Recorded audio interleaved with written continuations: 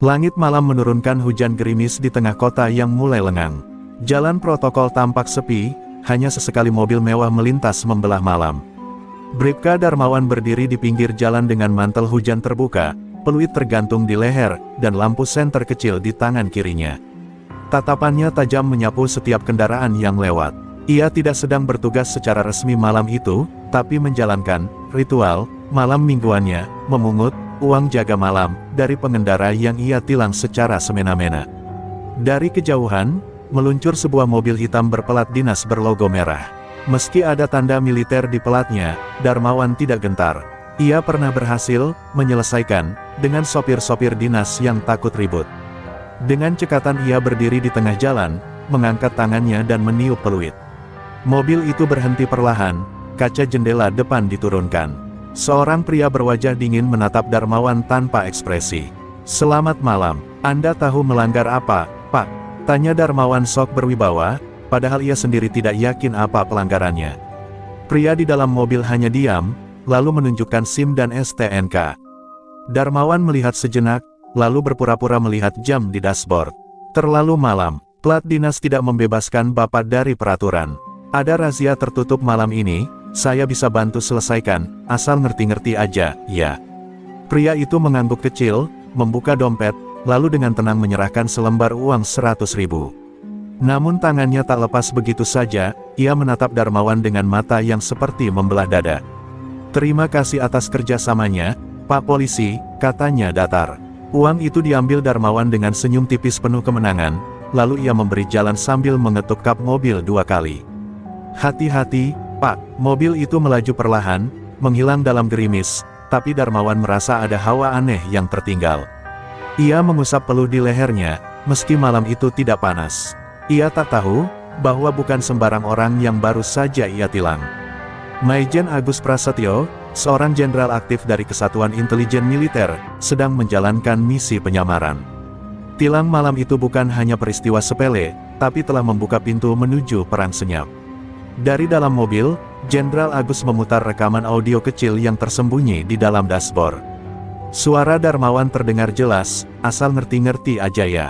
Ia menyeringai tipis. "Menarik," gumamnya. "Kalau polisi saja begini, bayangkan apa yang terjadi di dalam institusi lain."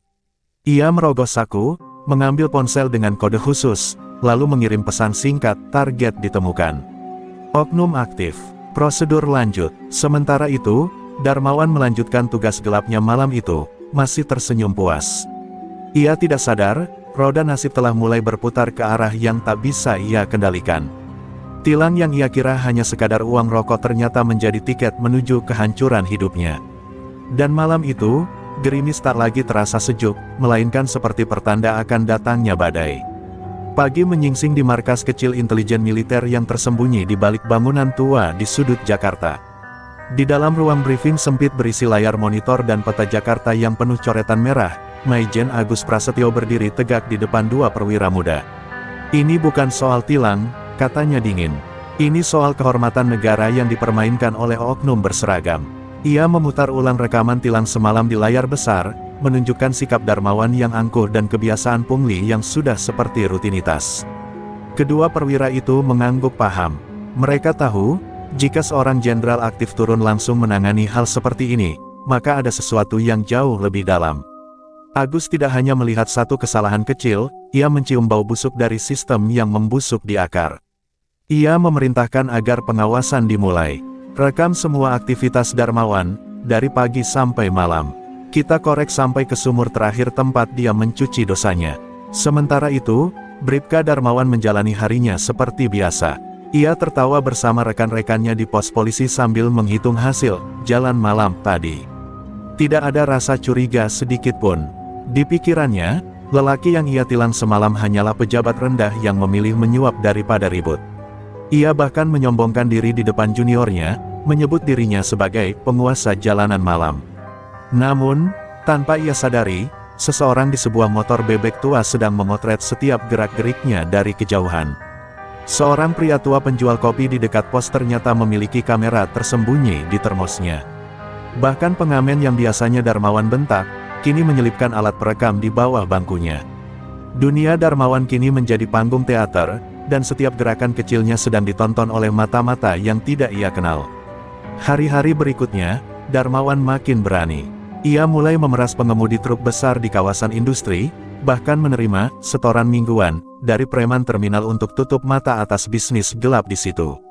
Tapi semua itu justru membuat catatan kesalahannya makin panjang. Di ruang Intel, layar-layar monitor menyimpan setiap kalimat kotor, setiap amplop, setiap transaksi, dan setiap ancaman yang keluar dari mulut Darmawan. Sampai suatu malam, Agus duduk sendirian di kantornya, membuka map bertuliskan nama lengkap Bribka Darmawan. Ia memandang foto-foto yang tersusun rapi, termasuk satu foto ketika Darmawan tertawa sambil menggenggam segepok uang di warung pecel lele. "Kau terlalu nyaman dalam kebusukan," bisiknya. Ia kemudian mencoret satu kata di bawah foto itu, "target valid." Di rumahnya yang megah hasil dari penghasilan tambahan, Darmawan duduk menonton televisi sambil menghisap rokok. Ia tak tahu bahwa malam itu seseorang memarkir motor di ujung gang rumahnya. Seorang pria berpakaian jaket ojol diam di bawah pohon, memegang kamera thermal dan bicara melalui earpiece. "Sasaran pulang. Kode Alpha masuk tahap 2. Menunggu perintah," katanya pelan. Dan pada detik itulah, hidup Darmawan resmi berubah. Bukan karena ia menabrak aturan, tapi karena untuk pertama kalinya, ia membuat kesalahan besar, menyepelekan mata yang tak terlihat. Mata militer, mata negara, mata seorang jenderal yang tidak akan membiarkan seragam dicemari oleh darah pungli dan arogansi. Di tengah keheningan malam yang semakin larut, sebuah pesan terenkripsi dikirim dari markas intelijen militer ke sebuah jaringan rahasia. Isi pesannya singkat namun jelas, data lengkap Bribka Darmawan telah dikumpulkan. Dugaannya bukan pemain tunggal, butuh izin eskalasi. Pesan itu sampai ke meja Kolonel Denny, atasan langsung Maijen Agus dalam operasi rahasia ini. Dengan tatapan tajam, Kolonel Denny mengangguk pelan. "Kalau memang sudah sejauh ini, kita buka saja boroknya semua." Namun sesuatu yang janggal terjadi. Saat data hendak dinaikkan secara formal melalui jalur TNI Polri, laporan itu mendadak menghilang dari sistem. File digitalnya terhapus, bahkan backupnya lenyap. Agus langsung menyadari bahwa ada tangan-tangan gelap di tubuh aparat yang mencoba mengamankan Darmawan. "Ini bukan soal Darmawan lagi, ini sudah menyentuh atasan-atasannya," gumam Agus, rahangnya mengeras. Sementara itu, Darmawan tanpa beban melanjutkan hidupnya. Ia baru saja membeli motor sport untuk anak sematawayangnya, sambil membual di warung tentang penghasilan kreatif sebagai polisi jalanan. Tapi diam-diam, hatinya mulai gelisah. Ia merasa seperti terus diawasi. Setiap mobil yang melintas terlalu lambat, setiap orang asing yang lewat di gang rumahnya, terasa seperti mata-mata. Tapi rasa percaya dirinya masih menutupi semua firasat buruk itu. Di markas militer, Agus memutuskan untuk melangkah di luar jalur protokol. Ia tahu jika mengikuti birokrasi, penyelidikan akan mandek dan kasus Darmawan akan lenyap seperti kabut pagi. Ia mulai menghubungi jaringan lama di pasukan khusus dan tim penyusup yang pernah ia latih dulu. "Kita bawa ini ke level operasi hitam. Jangan libatkan Panglima, jangan libatkan siapapun. Kita akan korek siapa sebenarnya yang melindungi si bangsat ini." Hari-hari Darmawan semakin tak tenang. Ia menerima panggilan tak dikenal yang hanya berisi suara napas. Anak buahnya mulai satu persatu menghilang atau mengundurkan diri secara misterius. Bahkan rekannya, Bribtu Adi, ditemukan cuti mendadak dan tak bisa dihubungi lagi. "Ada yang aneh, Wan. Lu bikin masalah sama siapa sih?" tanya seorang rekan polisi. Darmawan hanya tertawa kering. "Biasa, cuma orang sirik. Kita ini polisi bro, siapa yang bisa sentuh?"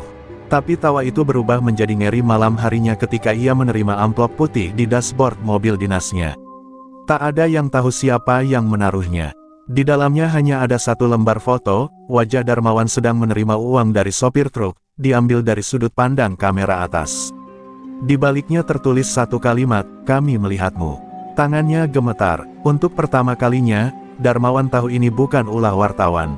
Ini sesuatu yang lebih besar, lebih dalam, dan lebih mematikan. Maijen Agus berdiri di puncak gedung parkir kosong malam itu, menatap Jakarta dari ketinggian.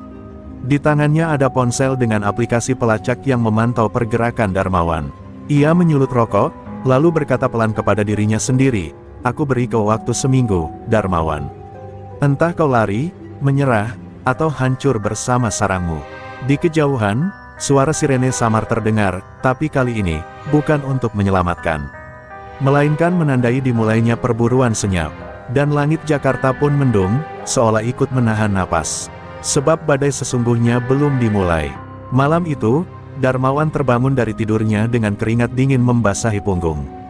Lampu rumah padam tanpa sebab, padahal baru semalam ia mengganti saklar.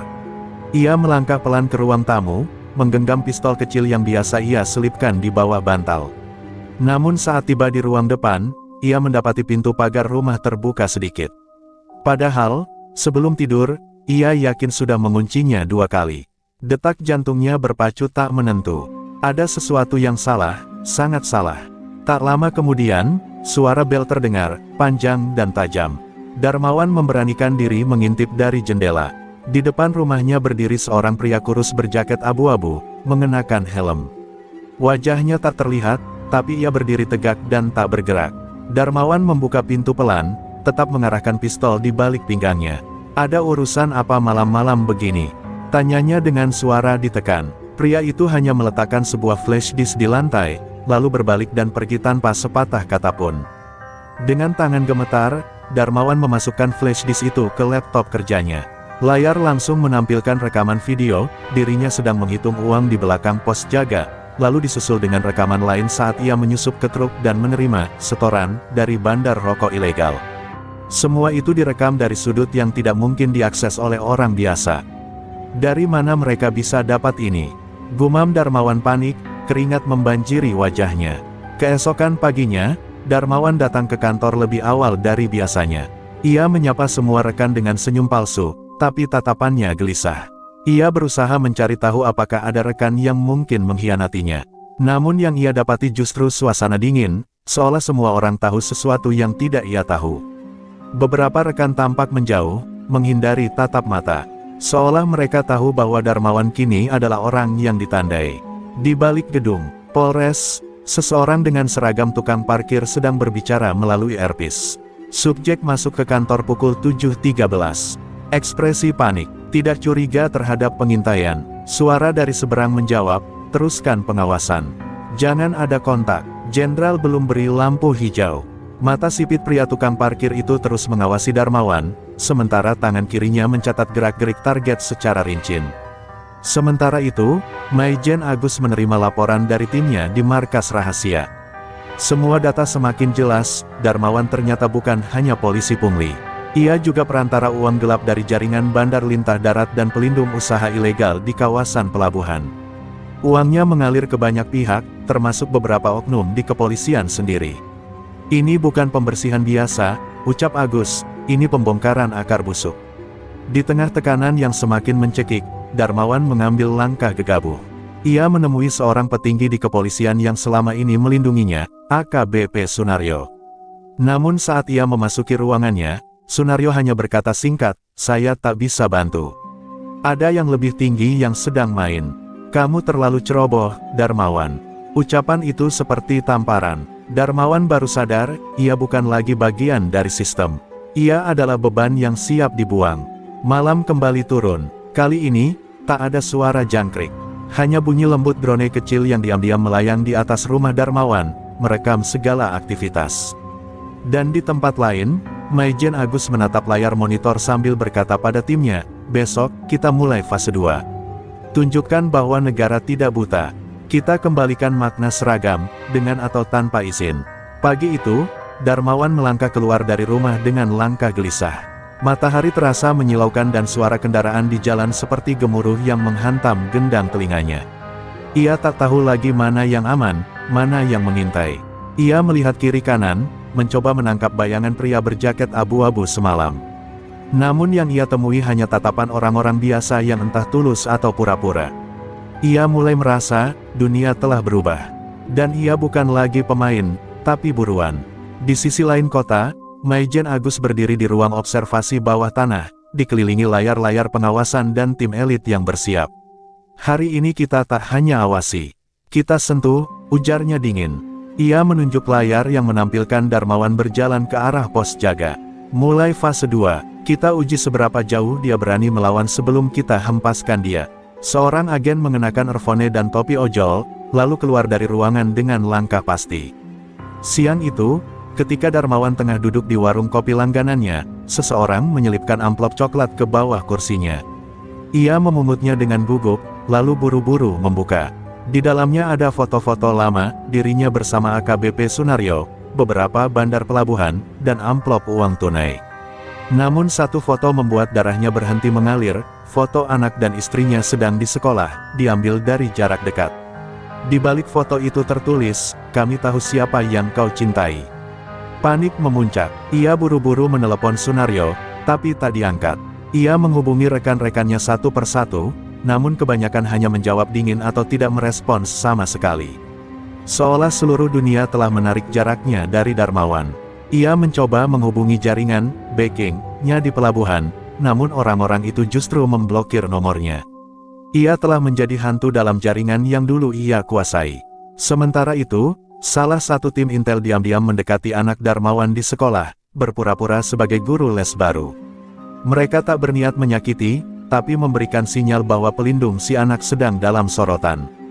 Darmawan menerima pesan singkat yang menyebutkan nama sekolah, nama wali kelas, bahkan detail soal makanan favorit anaknya. Ia nyaris jatuh dari kursi saat membacanya, nafasnya memburu. Ia sadar, ini bukan ancaman main-main. Ini adalah bentuk kuasa. Maijen Agus duduk di depan layar CCTV, menyaksikan kegelisahan Darmawan seperti menonton drama. Ia tahu tekanan psikologis lebih menghancurkan daripada peluru. Ia berkata kepada asistennya, "Buat dia gila dulu, sebelum kita tarik keluar pengakuannya." Agus tidak hanya ingin menangkap Darmawan, tapi membuatnya menjadi bukti hidup tentang sistem korup yang akan dirobohkan. Sore itu, Darmawan pulang dengan langkah sempoyongan. Rumahnya sunyi. Ia peluk anak dan istrinya tanpa berkata apa-apa. Sang istri yang bingung hanya bisa menatap wajah Darmawan yang berubah pucat dan kacau. Di dalam kamar, ia menatap wajahnya di cermin. "Apa yang kau lakukan, Wan? Kau pikir kau Tuhan, sekarang kau cuma tikus di sarang ular," gumamnya, menggertakkan gigi. Namun di balik semua tekanan itu, sesuatu mulai berubah dalam diri Darmawan. Ketakutan perlahan berubah menjadi kemarahan. Ia tahu dia dijebak, dia disudutkan. Dan meski ia bersalah, ia juga tahu, ia bukan satu-satunya. "Kalau aku jatuh, aku tarik mereka semua ikut bersamaku," katanya pelan. Di matanya mulai muncul nyala perlawanan. Tapi apa dia cukup kuat untuk melawan kekuatan tak terlihat yang kini mengintainya dari segala penjuru? Malam yang pekat menyelimuti rumah Darmawan. Angin berhembus kencang, menggoyangkan jendela tua yang tak terkunci. Di dalam kamar, Darmawan duduk membungkuk, dikelilingi berkas-berkas yang ia sembunyikan selama bertahun-tahun, fotokopi transfer, catatan rekening, dan nama-nama besar yang pernah ia layani. Ini adalah kartu terakhirnya, bom waktu yang bisa ia ledakkan kapan saja. Tapi ia sadar, menyerahkan semua ini sama saja mengundang kematiannya lebih cepat. Tiba-tiba, suara ketukan terdengar dari pintu belakang. Pelan, ragu, namun tegas. Darmawan menggenggam pistolnya, lalu membuka sedikit celah gorden. Seorang pria berjubah hitam berdiri di sana, wajahnya tersembunyi dalam bayangan tudung. Sebelum sempat bertanya, pria itu mengangkat tangannya dan berkata lirih, "Saya bukan musuh. Saya utusan." Tanpa menunggu izin, ia masuk begitu saja, lalu duduk di ruang tamu seperti sudah mengenal isi rumah itu sejak lama. "Ada yang tak ingin kau jatuh, Darmawan," ucap pria itu. "Mereka bukan dari polisi, bukan dari militer. Tapi mereka juga tak ingin jenderal itu menang." Darmawan membeku. "Apa maksudmu?" tanyanya tajam. Pria itu meletakkan flash disk di meja. Isinya cukup untuk menjatuhkan lebih dari 3 jenderal, 2 menteri, dan 1 pengusaha tambang terbesar di Jawa Timur. "Tapi kami butuh kamu untuk membongkar mereka dari dalam." Darmawan terdiam. Ini bukan lagi soal dirinya. Ini tentang peta kuasa. Namun Darmawan bukan orang bodoh. Ia tahu, tawaran dari bayangan seringkali lebih beracun daripada ancaman terang-terangan. "Lalu, jika aku tolak?" tanyanya. Pria berjubah itu tersenyum samar. "Maka bukan hanya anak dan istrimu yang hilang. Kau juga akan dihapus dari sejarah, tanpa kubur, tanpa nama." Setelah berkata demikian, pria itu lenyap seperti bayangan, menyisakan udara dingin dan pertanyaan yang menggantung. Keesokan harinya, Darmawan berangkat ke kantor lebih pagi dari biasa. Tapi bukan untuk bekerja. Ia membawa sebuah amplop tebal berisi data-data yang disalin dari flash disk semalam. Ia melangkah ke ruang Intelkam dan menemui seseorang yang dulu pernah ia bantu keluar dari kasus kecil, Ibda Wahyu. Gue mau bicara, bukan sebagai polisi, tapi sebagai orang yang lagi dikejar dua arus besar. Wajah Wahyu berubah kaku. Sementara itu, di markas militer, Maijen Agus mendapat laporan bahwa Darmawan mendekati anggota Intel polisi. Ia mengetuk meja dengan keras. Dia mulai bergerak. Siapkan skenario penggiringan. Kita biarkan dia buka mulut, tapi hanya di jalur yang kita kendalikan. Agus tahu, permainan ini kini berubah dari perburuan menjadi pertempuran informasi. Dan siapa yang lebih dulu menyebar data, dialah yang bisa menentukan siapa musuh, siapa korban. Di ruang kecil kantor polisi, Darmawan menunjukkan beberapa berkas yang membuat Wahyu menahan napas. Kalau saya hilang besok, tolong kirim ini ke media, ucap Darmawan lirih. Ia tahu langkah ini berbahaya. Tapi tekanan yang menghimpitnya sudah terlalu kuat. Ia tak bisa lagi diam. Ia harus memilih, menjadi korban atau menjadi peluru. Dan malam itu, di dalam ruangan pengawasan militer, wajah Darmawan terpampang di layar utama. Maijen Agus menatapnya tajam. Dia mulai bermain api. Tapi apakah dia tahu, semua korek apinya berasal dari kita? Ujar Agus. Perang senyap telah resmi dimulai. Bukan lagi antara polisi dan militer, tapi antara dua kebenaran yang saling memakan, dan Darmawan ada di tengahnya. Langit Jakarta mendung sejak pagi. Darmawan berdiri di atap gedung tua di daerah Grogol, memandangi kota yang dulu ia kuasai dengan uang dan ketakutan. Kini semua yang ia bangun terasa rapuh, seperti pasir di tangan yang basah. Di sakunya, terdapat dua benda kecil namun mematikan, flash disk dari pria berjubah dan kartu memori berisi bukti kejahatannya sendiri. Dua peluru berbeda arah, tapi keduanya bisa meledakkan sistem yang lebih besar dari dirinya. Namun pertanyaannya kini, siapa yang layak diberi kepercayaan untuk menampungnya? Sementara itu, di markas militer, Maijen Agus memutuskan untuk mempercepat operasi. Ia telah mendapat kabar bahwa Darmawan akan bertemu seseorang dari media independen malam ini. Kalau dia bocorkan itu sebelum waktunya, kita kehilangan kendali. Kita harus cegah, atau eliminasi. Perintahnya dingin, dan dua agen lapangan segera bergerak. Mereka tak memakai seragam, tak membawa nama, hanya tugas, membungkam sebelum informasi mengalir keluar. Namun Darmawan, yang mulai belajar memahami permainan ini, tak tinggal diam. Ia tahu bahwa semua geraknya diawasi. Maka ia berpura-pura janjian di satu tempat, lalu mengirimkan orang suruhannya untuk menukar rute. Ia sendiri bergerak ke arah lain, bertemu dengan wartawan lepas bernama Arka di sebuah masjid tua yang telah sepi. Kalau saya mati besok, kamu yang harus bicara untuk saya, ucap Darmawan sambil menyerahkan kartu memori. Arka menatapnya serius, ini bisa mengacaukan negara. Darmawan hanya menjawab, negara sudah kacau sejak dulu, saya cuma pecahkan cerminnya. Namun pertemuan mereka tak benar-benar luput dari pengawasan. Salah satu agen rahasia militer berhasil memotret momen serah terima data dari kejauhan. Foto itu langsung dikirim ke pusat. Maijen Agus, dengan wajah tegang, segera memberi perintah akhir, aktifkan tim kupu-kupu hitam. Tangkap hidup-hidup, jangan biarkan dia bicara ke media sebelum kita putuskan isi ceritanya. Di tengah pelariannya, Darmawan mulai menyadari sesuatu, dia bukan lagi bagian dari konstelasi kekuasaan, tapi sudah menjadi bidak kunci. Semua pihak menginginkannya, bukan karena siapa dia, tapi karena apa yang dia tahu. Dan ketika semua pihak saling menunggu waktu untuk menjatuhkannya, Darmawan sadar hanya ada satu tempat yang bisa menyelamatkannya, tempat yang bisa menyiarkan cerita tanpa edit, tanpa sensor publik. Sambil bersembunyi di ruang tunggu stasiun radio lokal, Darmawan mulai merekam pengakuannya. Suaranya gemetar, tapi jelas. Ia menyebut nama-nama, lokasi transaksi, dan jaringan pelindung yang selama ini membiarkan kejahatan berjalan atas nama stabilitas. Saya tahu mungkin saya tidak akan selamat malam ini. Tapi kalau Anda dengar ini, artinya kebenaran lebih cepat dari peluru, katanya lirih, menatap mikrofon seolah itu adalah saksi terakhir hidupnya. Namun sesaat sebelum rekaman dikirimkan, pintu ruang radio didobrak. Dua pria berbadan besar masuk, mengenakan jaket hitam dan tanpa identitas. Darmawan mencoba melarikan diri ke lorong belakang, namun satu pukulan menghantam bahunya, menjatuhkannya ke lantai. Ia sempat meraih flash disk dan melemparkannya ke arah tas Arka, yang berdiri terpaku. "Bawa itu!" teriak Darmawan sebelum tubuhnya digeret keluar. Dan malam itu, Jakarta kembali hening. Tapi suara rekaman yang belum sempat diputar masih tersimpan. Di tangan Arka, sebuah kebenaran yang belum terungkap sedang menunggu waktu untuk meledak, dan mungkin, itulah satu-satunya harapan Darmawan untuk tetap hidup dalam bentuk cerita. Arka duduk gemetar di dalam kamar kosnya yang sempit. Lampu sengaja ia matikan, hanya sinar dari layar laptop yang menyala temaram. Flash disk yang dilempar Darmawan kini tergeletak di hadapannya, seperti benda keramat yang bisa menyelamatkan atau menghancurkan banyak nyawa. Nafasnya berat, pikirannya kacau.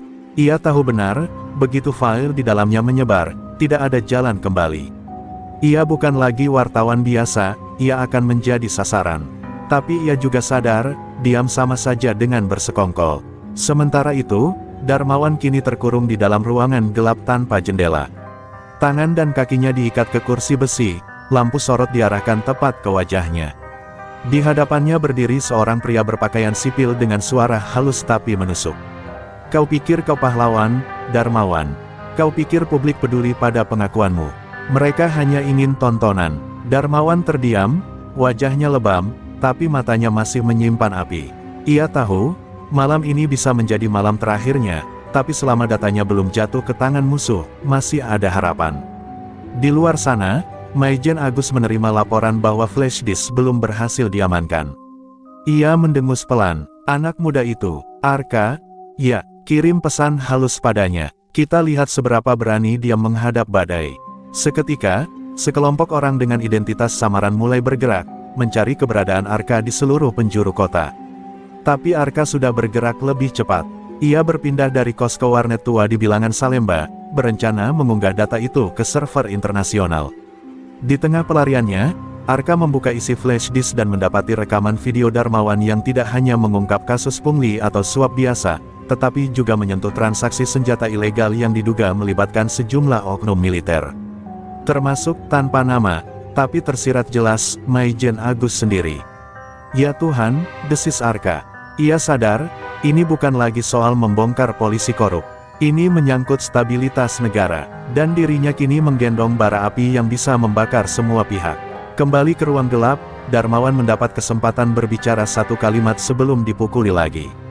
Dengan suara parau, ia berkata, "Kalian boleh siksa saya, tapi kata-kata saya sudah hidup dan kalian tidak bisa membunuh suara." Salah satu penyiksa tertawa, namun tangan kirinya tampak gemetar. Mereka mulai sadar, jika data itu benar-benar menyebar, bukan hanya Darmawan yang akan jatuh. Akan ada tsunami politik. Pukul 3.11 dini hari, Arka akhirnya berhasil menembus jaringan VPN dan mulai mengunggah file ke beberapa situs whistleblower. Ia tahu waktunya sempit, tapi sebelum proses selesai, listrik warnet tiba-tiba padam. Dalam gelap, suara langkah kaki dan pintu digedor terdengar dari luar. Arka cepat-cepat menyelamatkan flash disk dan keluar lewat jendela belakang, melompat ke gang sempit di antara bangunan. Jantungnya berpacu, seperti genderang perang yang semakin keras. Di waktu yang sama, suara rekaman Darmawan berhasil terdengar lewat jaringan radio komunitas kecil yang biasa dipakai nelayan. Kalimat-kalimatnya terdengar pecah, namun cukup untuk memicu kegelisahan di kalangan tertentu. Beberapa tokoh aktivis yang mengenali suara itu segera bergerak, mengontak wartawan, LSM, dan bahkan pejabat tinggi yang diam-diam ingin perubahan. Kebenaran, meski terseok-seok, mulai mencari jalannya sendiri. Dan di tempat penyekapan, Darmawan tersenyum lirih meski darah mengalir dari sudut bibirnya. Ia tahu tubuhnya bisa mati malam itu. Tapi kisahnya, kebenaran yang ia ungkap, telah menyelinap ke dunia luar. Dan ketika kebenaran telah sampai di tangan orang-orang yang tepat, tak ada kekuasaan yang bisa sepenuhnya membungkamnya. Kini, pertarungan bukan lagi antara aparat dan aparat, tapi antara cahaya dan kegelapan yang tak rela terusir. Pagi itu, langit Jakarta tampak muram, seperti menyimpan firasat buruk. Di sejumlah grup media sosial dan forum gelap, mulai tersebar potongan rekaman suara Darmawan yang menyebut nama-nama besar dengan nada penuh getir. "Aku bukan malaikat, tapi mereka jauh lebih busuk daripada yang pernah kalian bayangkan," ucap suara parau dalam rekaman itu. Meskipun masih samar dan belum lengkap, potongan itu cukup membuat banyak pejabat pucat pasi. Telepon-telepon sibuk berdering di gedung-gedung kementerian, dan perintah untuk menyapu bersih sumbernya mulai disusun. Di sebuah lorong sempit daerah Manggarai, Arka bersembunyi di balik tumpukan kardus bekas, mencoba membuka kembali flash disk yang sempat ia simpan di sepatu. Tangan gemetar, wajahnya pucat karena kelelahan dan ketakutan. Namun ia tahu, ini bukan soal nyawanya lagi. Ini soal keberanian berbicara saat seluruh dunia menekan untuk diam. Kalau gue mati, setidaknya dunia tahu siapa yang bersalah, bisiknya, sebelum mengirim file terakhir ke seorang jurnalis senior yang dikenal memiliki reputasi tak bisa dibeli. Di sisi lain kota, Darmawan mulai kehilangan kesadaran. Tubuhnya lemah, tulang rusuknya nyeri, dan matanya nyaris tak bisa terbuka. Tapi dalam kondisi separuh sadar, ia mendengar percakapan dua orang di luar ruangan. Kalau data itu menyebar penuh, Agus bisa kena. Termasuk kita, kata salah satu. Terlambat, sudah ada di luar, kita cuma bisa damage kontrol sekarang. Kalimat itu menyuntikkan harapan terakhir ke dalam jiwa Darmawan. Ia berhasil, meski harus membayar dengan darah. Maijen Agus menerima laporan darurat bahwa sebuah siaran investigasi dari luar negeri akan tayang malam ini, membawa isi lengkap data yang dibocorkan Darmawan. Dengan wajah tegang, ia menggelar rapat darurat dengan pihak-pihak yang selama ini berlindung di balik seragam dan jabatan. Kalau ini meledak, tidak ada satupun dari kita yang aman, katanya. Tapi seseorang dari lingkaran dalam justru berkata, mungkin sudah waktunya ada yang dikorbankan. Sore hari, siaran dari jaringan internasional menyebar seperti virus. Nama-nama, alur dana, video transaksi, hingga bukti rekaman suara para petinggi diungkap tanpa sensor. Publik geger, hashtag tagar negara dalam negara menjadi trending. Pemerintah terdiam, lalu buru-buru membentuk tim investigasi khusus. Tapi publik sudah telanjur menyaksikan kebusukan sistematis yang selama ini disembunyikan. Mereka mulai bergerak, tak sekadar marah, tapi menuntut perubahan. Arka yang masih bersembunyi, menerima ratusan pesan dari jurnalis, aktivis, bahkan ancaman anonim. Namun ia juga menerima satu pesan singkat dari seseorang yang tak ia kenal, kau sudah lakukan hal besar. Lindungi dirimu, kami akan lanjutkan sisanya. Untuk pertama kalinya, ia merasa tidak sendirian. Suara Darmawan kini bukan hanya rekaman. Ia telah menjelma menjadi simbol perlawanan, melampaui daging dan tulang. Malam itu, di ruang tahanan bawah tanah, Darmawan tak sadarkan diri. Namun sebelum ia pingsan, ia sempat melihat sosok berpakaian dinas masuk ke ruangan dengan wajah penuh iba. Istirahatlah, tugasmu selesai, ucap suara itu lirih, lalu menyuntikkan cairan penenang ke tubuh Darmawan. Entah itu pertolongan, atau penghabisan, dan Jakarta kembali sunyi. Tapi di bawah permukaan, badai telah tumbuh. Tak terdengar oleh telinga, tapi dirasakan oleh hati-hati yang lama tertidur. Darmawan mungkin tinggal cerita, tapi cerita itu kini telah mengubah arah sejarah. Dan perang sesungguhnya, baru saja dimulai. 3 hari setelah siaran besar itu meledak di seluruh media, suasana Jakarta berubah drastis. Jalanan dipenuhi spanduk bertuliskan, kami tidak diam lagi, dan mural-mural wajah Darmawan menghiasi tembok kota layaknya ikon revolusi. Tapi tidak semua bersuka cita, dalam bayang-bayang kekacauan, operasi senyap mulai dilakukan. Banyak saksi menghilang, kantor-kantor media independen digerebek tanpa surat resmi, dan beberapa jurnalis dikabarkan kecelakaan secara misterius. Arka tahu, saat ini, setiap langkahnya adalah perjudian antara hidup dan mati. Arka yang bersembunyi di rumah aman milik seorang aktivis senior, mulai menerima bocoran bahwa ada tekanan internasional terhadap pemerintah Indonesia.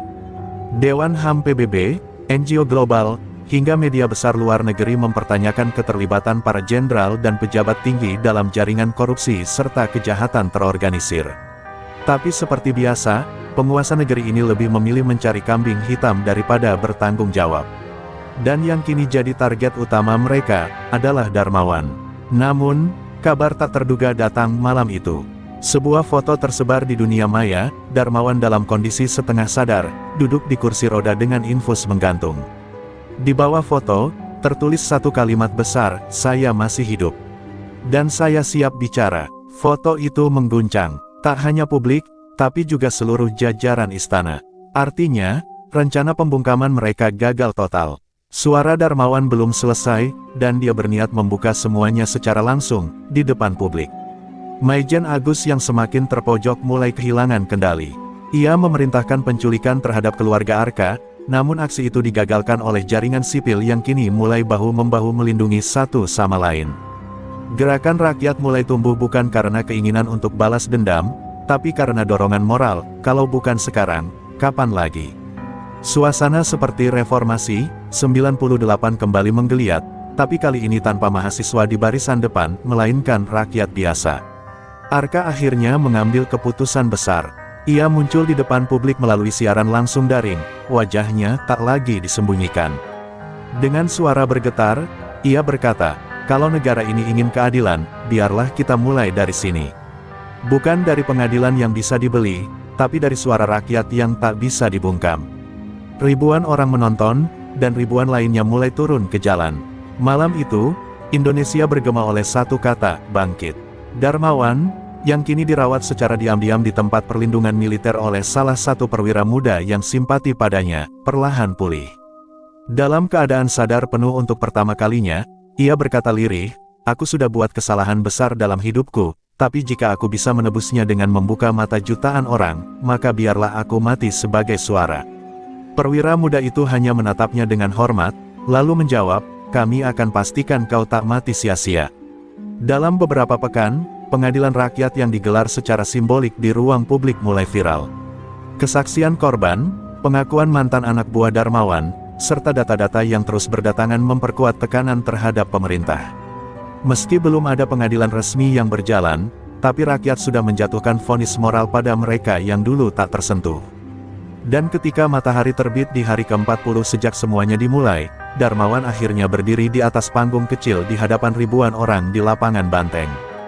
Dengan suara parau, ia berkata, "Aku bukan pahlawan. Aku cuma penjahat yang memilih untuk berhenti jadi pengecut." Ribuan mata menangis, dan ribuan tangan terangkat. Malam itu, Jakarta tak hanya menyaksikan akhir dari cerita Darmawan, tapi juga awal dari gerakan kebangkitan suara rakyat yang tak bisa dibungkam lagi. Dan dari reruntuhan reputasi, lahirlah secercah harapan.